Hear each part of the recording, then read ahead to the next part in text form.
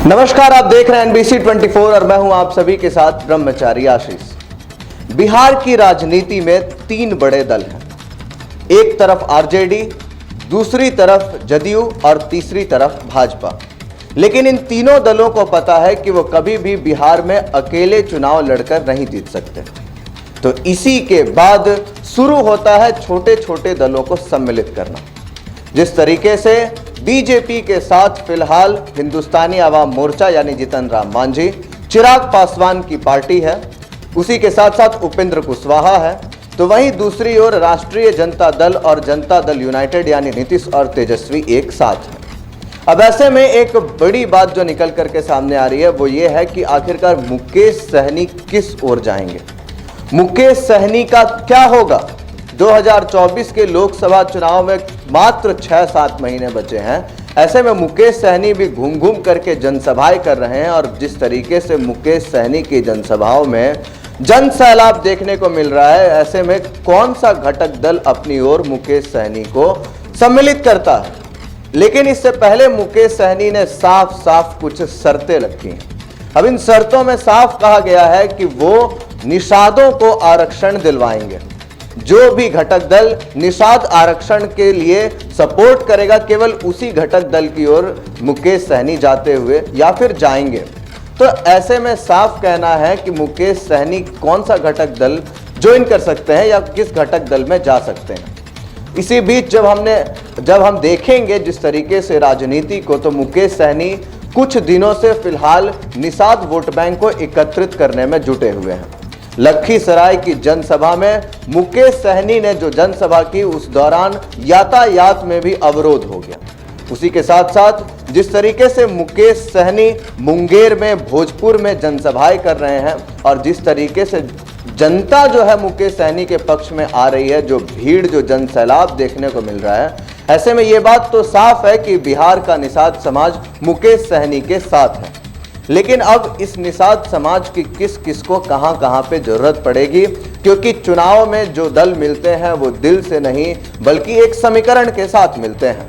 अब ऐसे में कहीं ना कहीं मुकेश सहनी का साफ कहना है कि उन्हें उत्तर प्रदेश में भी सीटें चाहिए, क्योंकि उत्तर प्रदेश में निषाद समाज एक बहुत ही बहुमूल्य वोट बैंक रखता है।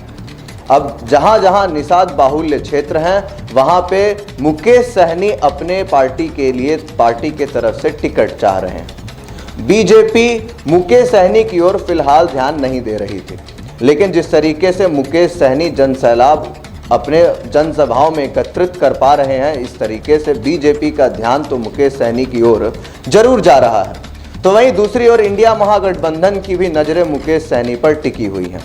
25 नवंबर का अल्टीमेटम मुकेश सहनी ने दिया है कि 25 नवंबर तक वो इंतजार करेंगे, जो भी उनको अपनी तरफ आमंत्रित कर ले उधर चले जाएंगे। अगर नहीं किया गया तो मुकेश सहनी अकेले ही चुनावी मैदान में आ सकते हैं।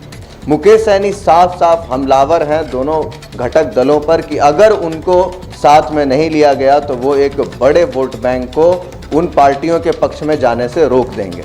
और बिहार में कहीं ना कहीं एक बड़ा वोट बैंक निषाद समाज का है और कोई भी घटक दल इसके बिना, या फिर कह सकते हैं कि कोई भी घटक दल इसको नहीं भुला सकता। जहां बीजेपी एक तरफ हरि सहनी को खड़ा कर रही है, तो कहीं ना कहीं मुकेश सहनी जो है हरि सहनी को मानने को तैयार नहीं है। हरि सहनी जहां एक दूसरे को टीका लगा करके वोट बैंक की अपील कर रहे हैं, तो वहीं मुकेश सहनी गंगा मैया की कसम खिलवा करके निषाद समाज को एकत्रित करने में लगे हुए हैं। मुकेश सहनी कह रहे हैं, गंगा मैया की कसम कहो मैं बिहार का सहनी हूं। तो आरक्षण दिलवाने की एक बड़ी बात जो फिलहाल निकल करके सामने आ रही है। अब ऐसे में देखना होगा कि किस तरीके से मुकेश सहनी किस विपक्षी दल की ओर अपने आप को लेकर के जाते हैं। हालांकि फिलहाल जितनी जनसभाएं मुकेश सहनी कर रहे हैं, उन जनसभाओं में उमड़ा सैलाब जो है वो साफ बता रहा है कि बिहार का निषाद समाज मुकेश सहनी की ओर ही है। अब मुकेश सहनी उत्तर प्रदेश में सीटें मांग रहे हैं। वहां पे संजय निषाद समाज के एक बड़े नेता हैं। संजय निषाद को मुकेश सहनी मानने को तैयार नहीं है। मुकेश सहनी मानते हैं कि निषाद समाज में बस एक ही नेता है और वो मैं ही हूं, यानी मुकेश सहनी ही है। तो ऐसे में मुकेश सहनी का क्या होगा। बात करेंगे सहनी वोट बैंक की, यानी निषाद वोट बैंक की। कहां पर निषाद वोट बैंक अहम माने जाते हैं बिहार में, तो इस समय दरभंगा, मुजफ्फरपुर या कुछ ही ऐसे क्षेत्र हैं जहां पर निषाद समाज का वोट बहुत मायने रखता है। लेकिन जिस तरीके से मुकेश सहनी जनसभाएं कर रहे हैं और जनसभाओं में जो भीड़ देखने को मिल रही है, ऐसे में साफ स्पष्ट हो रहा है कि मुकेश सहनी जो क्राउड पुलिंग कर पा रहे हैं, ऐसे में निषाद समाज का वोट बैंक इन्हीं जगहों पर सीमित नहीं है, बल्कि मुकेश सहनी जो फैक्टर है वो कई जगहों पर अपना लोहा मनवा सकता है। तो ऐसे में मुकेश सहनी जिस भी घटक दल की ओर जाएंगे एक बड़ा फायदा कर सकते हैं। लेकिन कौन सा विपक्षी दल मुकेश सहनी को लेकर के चलेगा, ये तो अभी देखने वाली बात होगी। दरअसल बिहार की राजनीति को समझने वाले लोग ये बात जानते हैं कि जो भी बिहार की राजनीति में आएगा उसे जातिवाद के स्तर पर कार्य करना होगा। नीतीश कुमार अति पिछड़ा को लेकर के जिस तरीके से बिहार की राजनीति में एंट्री की है और 17 साल से बतौर मुख्यमंत्री हैं, उसी के साथ साथ लालू प्रसाद यादव ने पिछड़ा वर्ग, मुस्लिम वर्ग को लेकर के जिस तरीके से अपनी राजनीति चमकाई, ठीक उसी रास्ते पर अब मुकेश सहनी निकल पड़े हैं।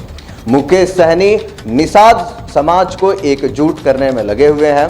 निषाद समाज ही मुकेश सहनी को अब कुछ बड़ा बिहार में या फिर उत्तर प्रदेश में दिलवा सकता है। ऐसे में बात स्पष्ट है कि जिस तरीके से मुकेश सहनी जनसैलाब को लेकर के अपने साथ चल रहे हैं, वो जिस भी घटक दल की ओर जाएंगे उसको फायदा हो सकता है।